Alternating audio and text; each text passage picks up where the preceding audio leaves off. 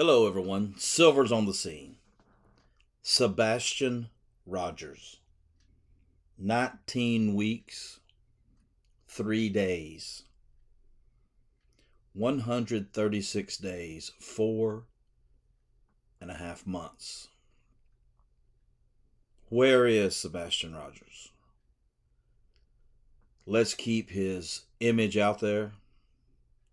Let's keep the awareness up. Let's have optimism, as it says on his shirt, that he is somewhere out there, alive and very well. This video today will focus on the stepdad of this kid, Sebastian Rogers, this 15-year-old, quote-unquote, missing child. Christopher Proudfoot, stepdad of Sebastian Rogers. Lies and false alibis. 17 hours. Chris Proudfoot, where is Sebastian Rogers? What I'll show in this video are 3 different times. 3 different times. 2 with visual. Well, 1.5 with visual and 1.5 with audio, where out of his own mouth, Chris Proudfoot lies. 1 minute he says this, and several minutes later he says this, within the same interview. So either this guy is dumb, or he simply doesn't care for whatever reasons, as he feels like he's never going to be caught and has committed the perfect crime. So let's start with the Nancy Grace interview. Credit to Nancy Grace, as she asked him about his work. Roll video. And what were you doing in Memphis? Working. Where do you work? I'm currently working, or was working, at the St. Jude Children's Hospital construction project. Yes, I'm very familiar with St. Jude's. You said you were working there. Are you no longer working there? Right now, that's up in the air.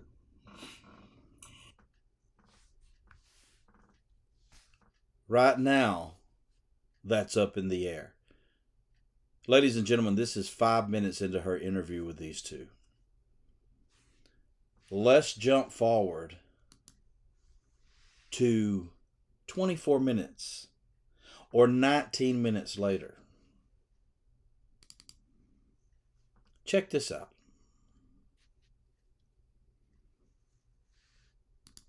We were given information that you guys have left the home. Is that true? Yes, ma'am. Why? I'm going back to work. You're going back to work. Hold up. Did he just say, I'm going back to work? As you can see here, I have it. Right at 24 minutes into this interview, 19 minutes after saying it's up in the air, he just nonchalantly says, I'm going back to work. A lie within 19 minutes. Folks, friends, these lies are coming from his own mouth. We're not making any of this up. Let's move on to the next. The next lie will also be partially from the Nancy Grace interview, where she asked him about CPS and the belt incident with this kid, Sebastian Rogers, his stepson. And then we will see what he tells someone else in another interview. So let's start with Nancy Grace. Here we go. And I'm going to move this over here so as we watch this, we don't forget while we're here. Was that the first time you had ever hit him with a belt? Yes, ma'am. The one and only time, actually. When was this? Years ago, ma'am. Any idea how many? 3, 10, 1? It probably at least 3 years ago. I don't understand how that turned into a CPS or Child Protective Services complaint. How were they alerted that you hit him with a belt? That did not turn into a CPS service call. Okay, friends, a couple of things I want to point out here.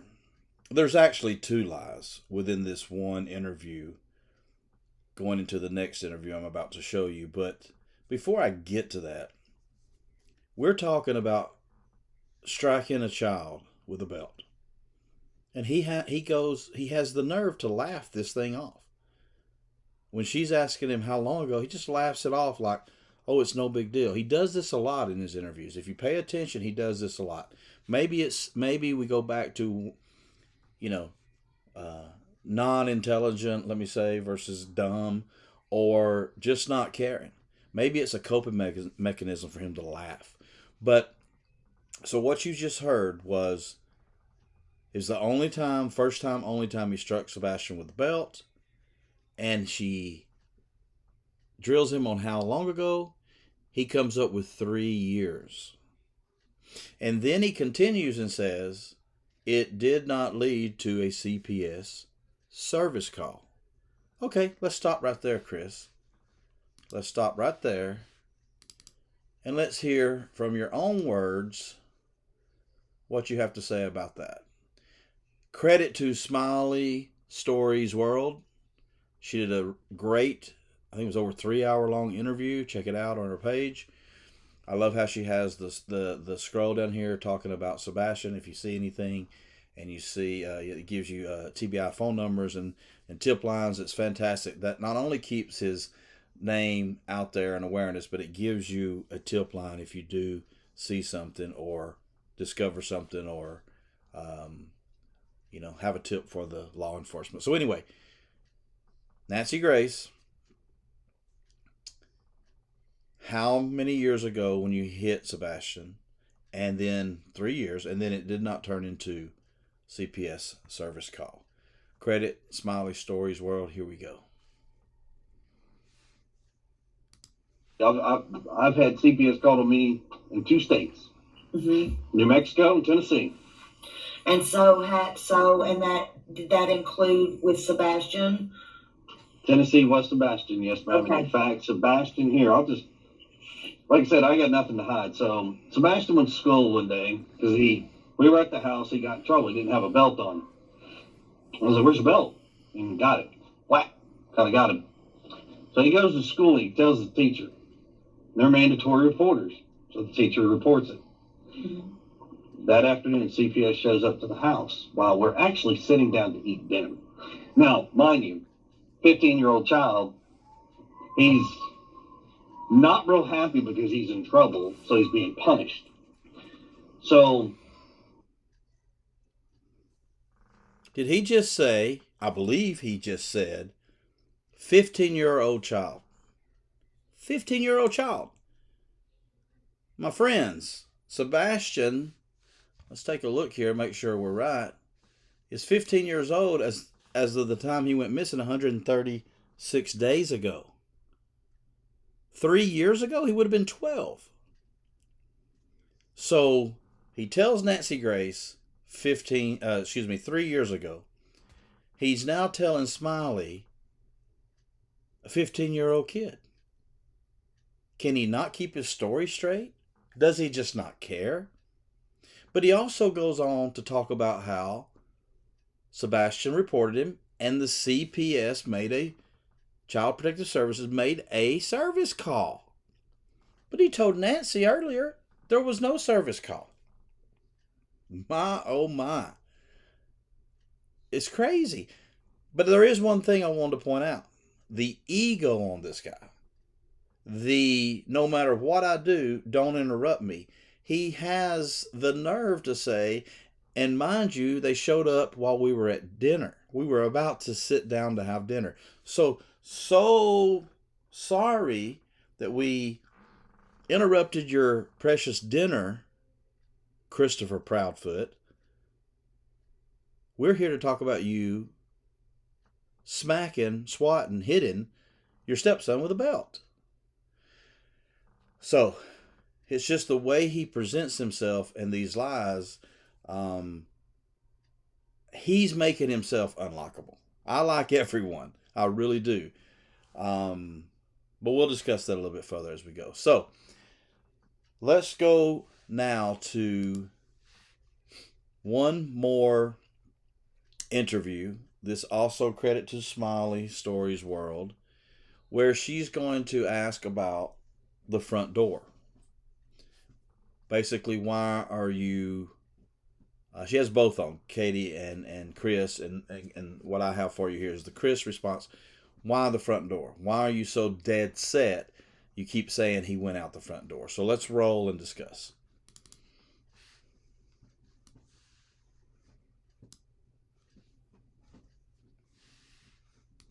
What I can say is there's only 2 doors in the house that he could have gone out where he could have locked From the on his outside. own from the outside. And the one, he wouldn't have gone out because of how much noise it makes. Yeah. Everybody would have, and plus it would have been seen on camera. Let's put it that way. Okay. I mean, that it would have been seen on camera. So by suspicion or reasonable elimination of all these doors, it's front door. Okay. Okay, a couple of things there. He talks about the 2 reasons. So he basically eliminates it down to only 2 doors he could have gone out of because supposedly, allegedly...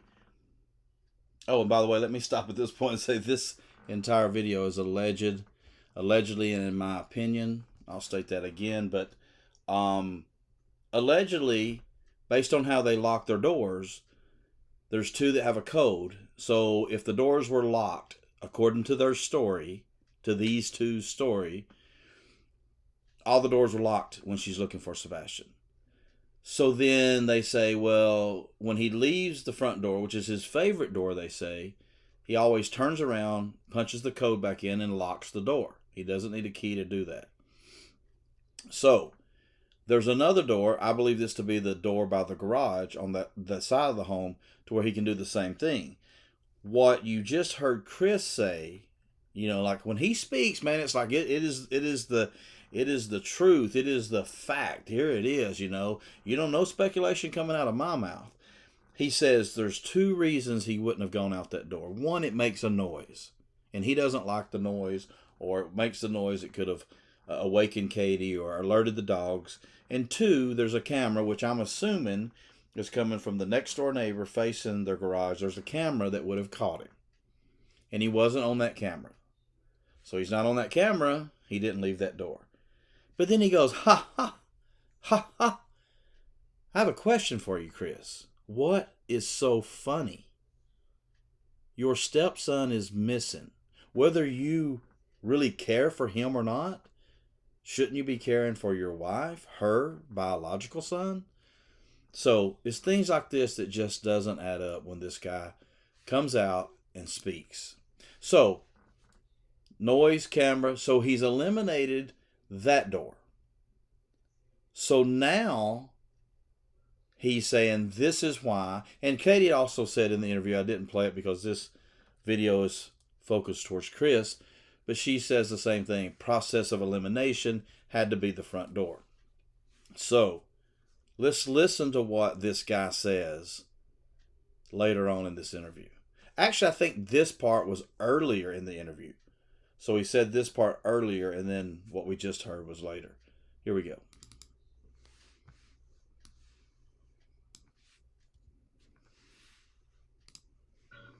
And not only that, but if somebody had been by the front door, punched in the code, believe it or not, no, it's not super clear, but you would have seen a shadow or a figure. Yeah, that's what I would think. And based on, something would have been visible because one of the lights is still visible from that green camera from across the street. Yeah. That has been. Okay, much like I said in my last video with Katie Proudfoot, they're well aware. They could probably tell you in their sleep where every camera is off their neighbors' homes. So, but let's get this straight. He just said, because what Smiley had asked, and I'm not sure if I played that, but what Smiley had asked is, could if someone come up to the door and keyed in the code, got in the home to abduct him, to take him from the home?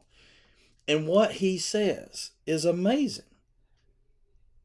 Because I'm thinking, if I get asked that question, I'm saying, that is a very likely possibility that could have happened. But no, he takes it further and he says this. There's no way. I think he starts to say, believe you me one time. There's no way someone could have come up to the door, keyed in the code, and entered the home. And the reason for this, no way it could happen, is because across the street there's a ring cam. And he says it wouldn't have been clear. It would have been like a shadow figure or whatever, but you could have known that someone was at the door going in the home. Hold up. Hold up. You say that front door is where he exited the home. That is your story. He walked out of the home on his own. Yet, there's no footage of him doing so. Chris, answer me this. A random stranger, relative, someone who doesn't live in the home, could have walked into your home, keyed in a code and gone into your home, okay? And been seen on camera, but your stepson leaving the home would not be seen on camera. Is he invisible? Okay? I start thinking like if someone did go in and get him, would we see them coming out with nothing? Like we see them, but we don't see him? You want us to believe he exited that front door and yet did not set off that ring cam from across the street. Ha ha, as you say. It's just simply ridiculous that he's trying to sell every one of us these lies. So, in summary there, three different times that he says one thing, moments later, minutes later, says the completely opposite and just basically tells on himself. Okay? It's just, it's perplexing, really. It really is. Okay? So now, with these lies come the bad alibis. Okay? I just showed you three. I'm sure everyone listening to this video could name 5 more. There's probably 10, 15 more. It'd be a 2-hour-long video. Showing you 3 shows, look, it's the 3, right? The number they like to say. 3 this, at 3 minutes around the house, and 3-hour phone call, and 3-hour drive to Memphis. But by showing 3 shows this pattern. You don't need to show any more. And these are words from his own mouth, stayed in A, and then 19 minutes later, stayed in B. Wants you to believe A, then he wants you to believe the opposite B. Come on, guy. Okay, so this is where it leads to the bad alibis, okay? Because here's the key, in my opinion, allegedly, to this whole entire case. I've got this is the key, okay? So I'll just leave it like this. Kind of cuts off the screen, but when we're talking about the key to this entire case, it's this RV. It's 17 hours. Now, here's what I have to ask. Let's just forget that it took him 7 hours to get home on the morning his stepson's missing. He couldn't just leave his job according to him, right? He could just walk out. It's not that type of job, okay, according to him. Let's talk about he comes home, and now he's home. And the very next day, because he says he does it on the 27th, so the very next day after his stepson is reported missing, and giving Katie credit, she was a wreck on that first interview. And I think, based on what they did to this child, it's only natural. Once you do it, you can't go back. And I think as each day clicked forward, we saw real emotion on that interview, that first interview, because she was not missing him like he's missing, where is he, but realizing that he's never coming back, in my opinion, allegedly. But here's what I don't understand. The very day after he's reported missing, Chris Proudfoot, the topic of this video, the stepdad of Sebastian Rogers, gets in his truck and drives 240 miles back to this RV park to bring his RV back home. I have so many issues with this. I'll just highlight a few. Number one, he's gone for 17 hours. He will state, and you can find the video out there. I don't have it in this video, but he will state he went over, and he keeps saying we. He says we go over, we go over, we go over. Then he'll correct himself and say, no, it was I. It's a fifth wheel, it's I. Okay, those videos are out there. I think he might have even been talking to Smiley about that. Credit to her again. But then he'll say, no, it's I. Well, who was we? I doubt we was Katie, because on the day after reported missing, she's in the spotlight of all of the law enforcement. So it's not her. Question, was it Sebastian? Was Sebastian the we? So he goes over, he hooks up the RV, then he decides to spend the night and get a good sleep and drive back. Dude, come on. Your wife is there at home, her child is missing, according to you and her, and you're showing her no support? Plus, in an interview, he will talk about how when he goes to these RV parks, that he will say, like in this case, Memphis, 3 months. Do you want me to pay all 3 months up front or monthly? So if you look at if he paid monthly for the month of February, and we're on the 26th, 27th, February had 29 days this month, this past February, with leap year, he was paid up minimum for 3 or 4 days, to the end of the week. So let's just follow me here. Follow me here. Your stepson is missing. You guys don't know where he is. And the hopes are, as any parent or step-parent would be, we'll find him or her in a few days. He'll come walking through that door in a few days. Well, in a few days, your RV's still paid. You still have your job. You welcome him back home. You make sure he's safe. You get him checked out at the hospital. You spend some time with him, and you go back to work. But no, friends, he went over and got the RV how did law enforcement he says he asked for permission. I don't believe that. And if he did, if that is one thing he's telling the truth about, they just let the stepfather leave the area and stay gone for 17 hours. My friends, there's a lot. So there's a lot you can do. Let's just give the countdown here. A little bit of math. I love math. 3.5 hours over, 3.5 hours back. And believe me, I've driven it. You can do it in 3 hours without getting a speeding ticket. So, but let's give him the 3.5 hours. That's 7 hours over there and back. I'm going to give him 2 hours to unhook the power, pay the bill, whatever he has to do. So now that's 9 hours. Let's make it 10 hours. He's got 7 hours left. Now his story is he slept. Here's the thing, my friend. If my stepson is missing and my wife is a wreck, I'm not going to be able to sleep 7 hours like a baby in my RV, 240 miles from her. But allegedly, in my opinion, he was doing something with poor Sebastian. And I think, as you can see here, this is the key that would unlock the entire thing. So our hopes are law enforcement is on the same path. They know much more than we do, and they're letting the guy just come out and talk and basically take care of himself. But what really gets me is he'll answer any question as long as it's a soft question, as long as it's a easy question. But then you want to ask him about specifics. He shuts up. He says, oh, law enforcement won't allow us to talk about that.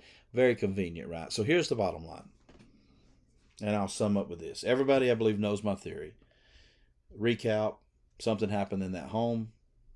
Intentional or non-intentional. That flashlight video, he was brought out of that home, carried out of that home. He was taken somewhere that night. And on Tuesday the 27th, this guy right here, Christopher Proudfoot. Let's get Sebastian's, let's do this. Let's get Sebastian's face back up here. Here we go. This guy, Christopher Proudfoot, stepfather of this boy here, Sebastian, took him from Hendersonville and moved him somewhere. Who knows where that is? But I will be in the area soon, and I hope to get a chance to get out there and look a little bit more. But yeah, I just wanted to highlight that you can't trust this guy. It's in his own words. It's in his own words. I mean, how many lies can someone tell you before you completely not trust him? How can we trust anything he says? So I'll leave it with this. I think everyone listen, if your son, stepson went missing, your child went missing, and you know 100% you had nothing to do with it, that he or she did walk out of that home, or someone came in and took them, that you're completely innocent. There is no reason to tell everything you know. He should be able to tell us, this guy here, Chris, should be able to tell us, I left at 10 a.m. on the 27th. I stopped at a gas station in Jackson. I had some food to eat in this place. I got to the RV at this time. I met up with some friends and did this. I almost thought about coming back, but I didn't. All these things. But he doesn't want to, because that is where I believe the key lies. So anyway, that is the wrap up of Christopher Proudfoot. As I said, lies and false alibis. Keep this boy in the public awareness. Sebastian Rogers, 5'5", 120 pounds. Missing now for 19 weeks and 3 days, 136 days, 4.5 months, folks. So I'll end with this. Everything I said here is alleged.